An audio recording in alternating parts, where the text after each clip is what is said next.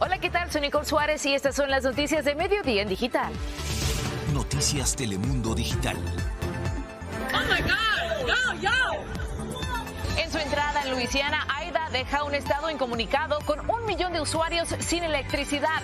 De huracán con vientos de 150 millas por hora, se degrada a tormenta tropical y con el paso de las horas se ven los daños que deja. Tenemos cobertura en equipo.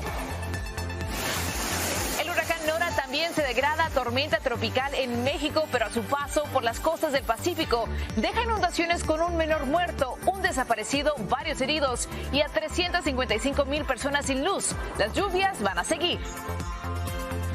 Estados Unidos agota sus últimas horas de evacuaciones en Afganistán, mientras en Kabul crece el nerviosismo en las últimas horas por ataques con cohetes y el Pentágono reitera que las tropas siguen bajo una amenaza terrorista activa. 25 millones de estudiantes en México deben regresar hoy a las escuelas con muchas dudas y temores en medio de la tercera ola del COVID. Hay centros que no disponen las medidas sanitarias adecuadas para prevenir contagios. Comenzamos con la historia del día. El huracán Aida impactó con todo su poder destructor contra las costas de Luisiana, provocando inundaciones potencialmente mortales y daños catastróficos en partes del estado. Llegó como un huracán de fuerza 4 con vientos de 150 millas por hora, pero poco a poco se fue debilitando hasta convertirse en tormenta tropical.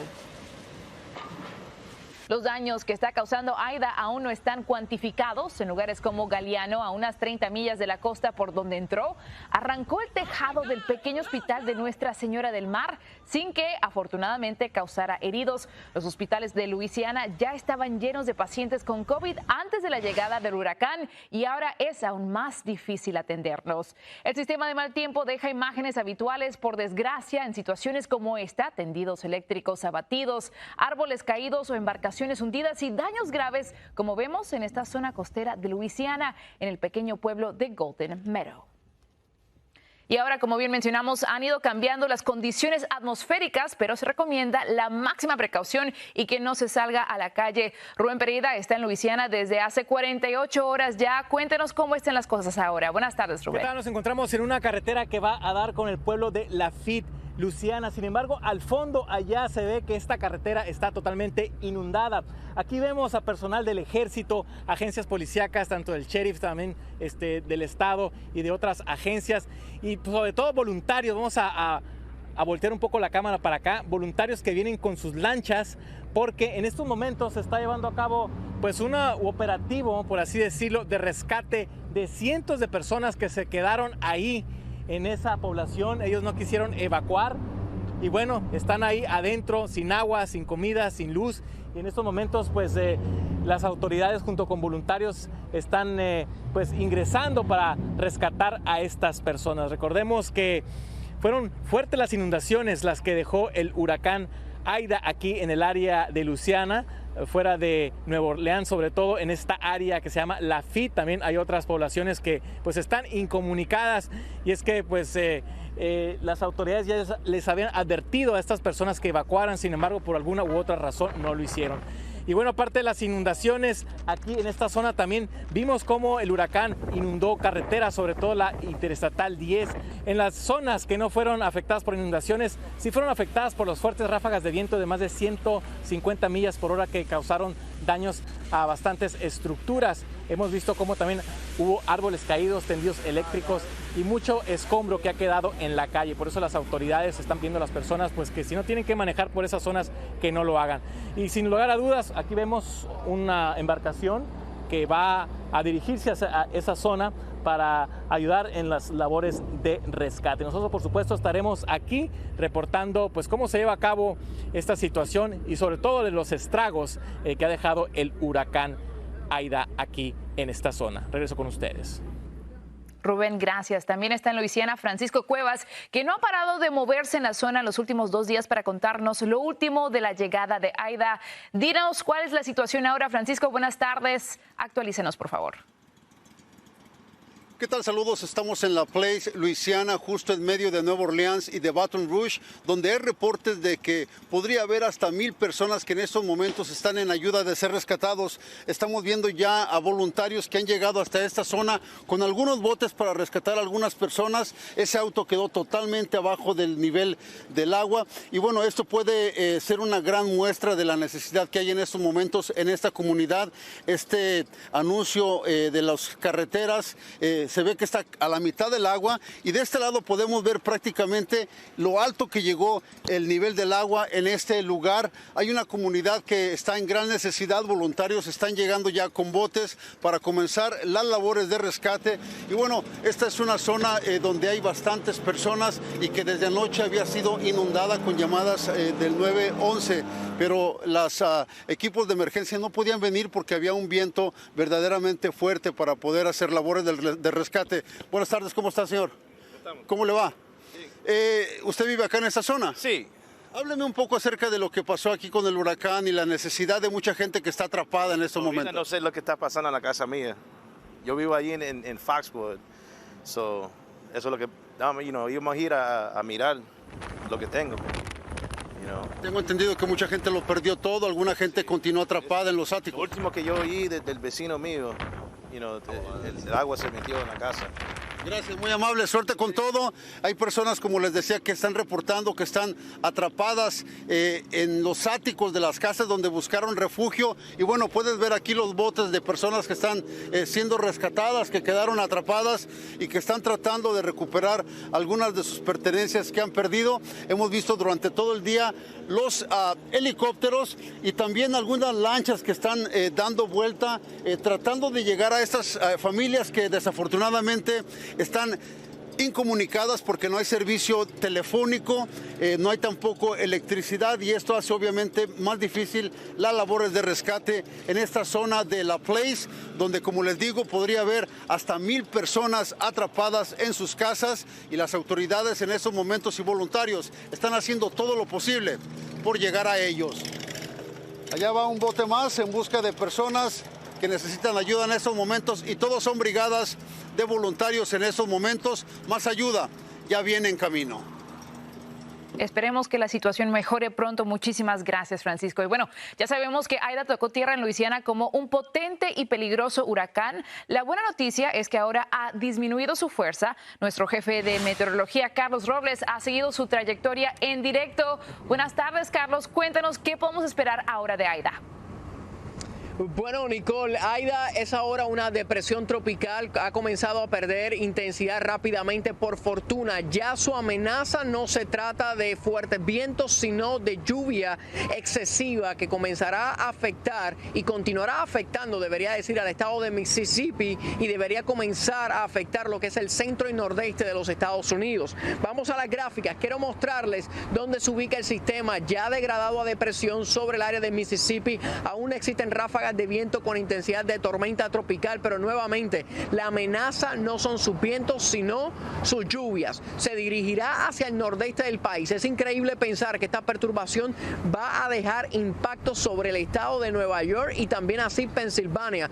Vean ahí el cono de trayectoria, cómo muestra ese movimiento totalmente hacia el nordeste. Desde hoy lunes hasta el día miércoles estará generando fuertes lluvias. Inclusive ya existen más de 70 millones de personas que se encuentran bajo vigilancia de inundaciones ante la lluvia torrencial que puede estar generando lo que fuere el poderoso huracán Aida, y ahora estará interactuando con un sistema frontal y eso va a ser un escenario perfecto para generar lluvias. Los acumulados que pudieran caer desde Mississippi hasta por lo menos el nordeste del país, hablamos de estados como Nueva York y Pensilvania, estamos hablando de que pueden caer entre 10 a 18 pulgadas de precipitaciones.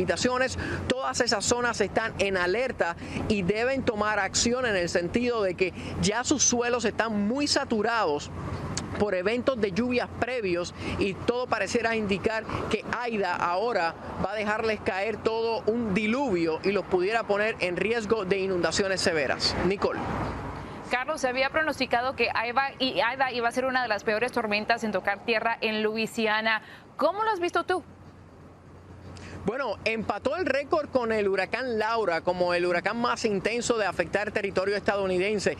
Mi experiencia fue una de vientos intensos. Lo cierto es que, contrario a lo que se vivió aquí para Katrina, que sí fue un huracán categoría mayor, el impacto de Aida ha sido uno de daños estructurales en lo que es el casco urbano de la ciudad de New Orleans y también así en las parroquias que son los condados aquí en las alrededores de la ciudad de Nueva Orleans. Hay que resaltar de que las calles, como pueden ver en la ciudad de New Orleans, están totalmente secas. Hay que decir que los diques sí lograron contener la furia y la presión del agua que intentaba adentrarse a la ciudad. Sí pudieron mantener el agua de los lagos y del río Mississippi fuera de la ciudad, y de igual forma la lluvia que cayó, las 10 pulgadas de precipitación que cayeron, el sistema de drenaje de la ciudad pudo manejarlos de forma adecuada, así que los 15,000 millones de dólares que se estuvieron invirtiendo en mejoras al sistema de inundaciones aquí en la ciudad de New Orleans, al parecer fue probado y, como pueden ver en pantalla, por fortuna no generó daños significativos. Así que estos son buenas noticias dentro de todo el desastre que se está viviendo a estas horas ya de la tarde. Compañeros, pasamos allá a los estudios. Superó la prueba. Gracias, Carlos. Y usted en casa sigue en sintonía de Noticias Telemundo con la cobertura de Aida en nuestros programas informativos y también en noticiastelemundo.com. Y en México, Nora ha ido perdiendo fuerza también y ahora es tormenta tropical, pero a su paso como huracán por las costas del Pacífico dejó a un menor muerto, a una persona desaparecida, otra más herida y sin luz a 355,000 personas en Jalisco, Colima y Nayarit. Isa Osorio, buenas tardes. ¿Qué nos puedes contar al respecto? ¿Qué tal, Nicole? A su paso por México, el huracán Nora dejó por lo menos un muerto y severos daños en al menos 44 municipios de 6 estados de la costa del Pacífico mexicano. Nora tocó tierra como huracán categoría 1 en Tomatlán, Jalisco. En ese estado murió un niño por el colapso parcial de un hotel en Puerto Vallarta. Pero el huracán siguió su recorrido hacia Mazatlán, Sinaloa, donde afectó a varios campesinos. De una repente se vino el agua, ya. No dio chance de nada. Aquí estamos inundados toda la gente. No, si fuera por aquella calle, está a la mitad de la calle el agua. A su paso por México, el huracán provocó el desbordamiento de 30 ríos en Jalisco, Colima, Michoacán y Sinaloa, y también dejó varios árboles caídos. Sedena, Marina y Guardia Nacional activaron el plan DN3, el plan Marina y el plan de asistencia respectivamente en sus fases de prevención, auxilio y recuperación. Por el momento, Nora ya se degradó a tormenta tropical y no será hasta mañana cuando las autoridades den el informe final y oficial de los daños causados por este fenómeno meteorológico. Es la información que te tengo, Nicole. Regreso contigo. Gracias, Isa.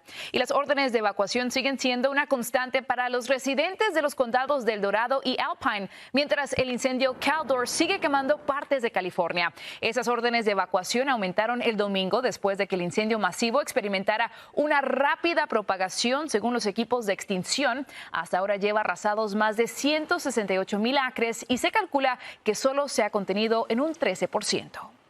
Nos vamos a Afganistán. Estados Unidos agota sus últimas horas de evacuaciones en ese país, un plazo que se cumple el día de mañana, el último día de agosto, mientras llegan los cuerpos de los militares que fueron asesinados en el atentado del jueves en Kabul. Pero la amenaza terrorista sigue activa. Cristina Londoño, tú nos tienes toda la información. Adelante, buenas tardes. Así es, Nicole, muy buenas tardes. Bueno, son las últimas horas de la evacuación masiva de Afganistán, pero también las más difíciles y las más peligrosas. El ejército está sacando a sus hombres, equipos y también a civiles, y todo bajo una amenaza de nuevos ataques terroristas.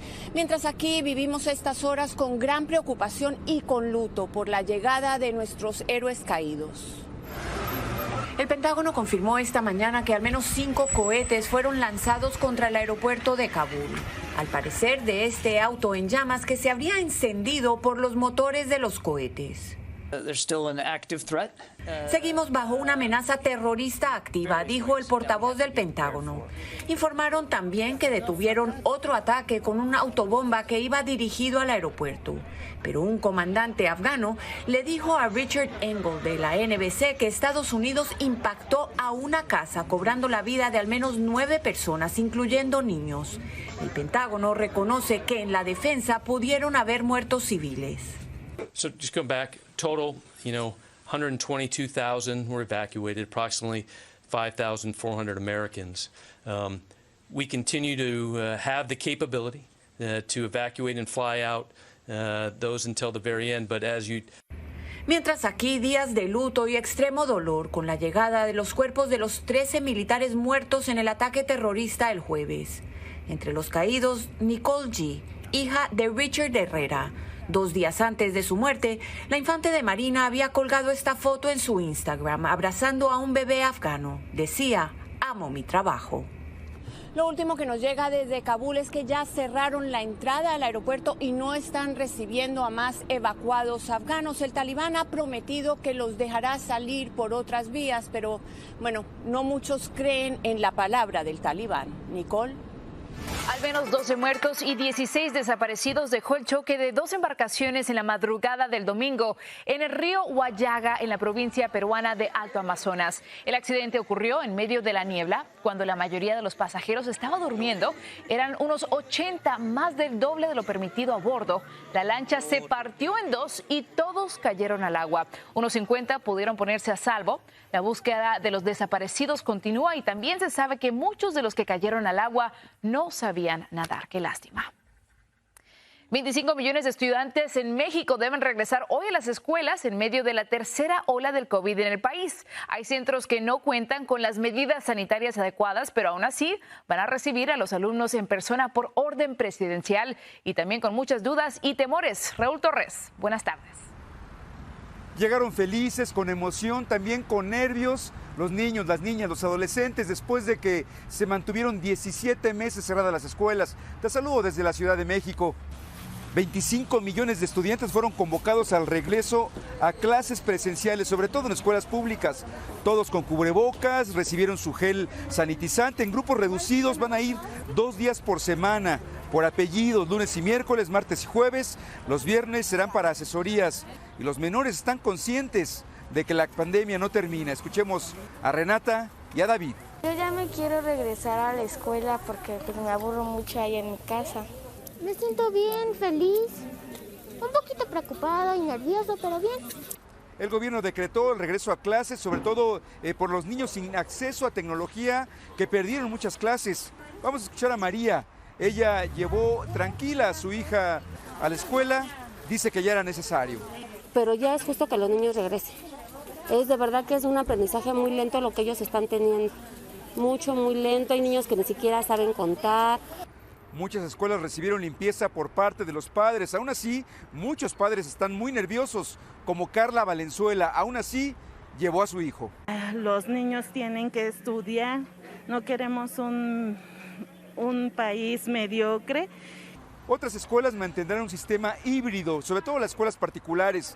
Los niños y las niñas irán unos días a la escuela y seguirán recibiendo clases por internet porque todavía hay temor a los contagios, aunque los maestros dicen que están preparados para que eso no ocurra. Vamos a escuchar a Guillermo Suárez, director de una secundaria. En su mayoría emoción en los pequeñitos, ¿no? Los padres de familia, de alguna manera, algunos también ya con ganas de regresar. Así que hoy es un día de fiesta por el regreso a clases, pero hay temor de que se desaten los contagios. Regreso contigo. Síguenos en nuestras redes sociales para más noticias y visite noticiastelemundo.com.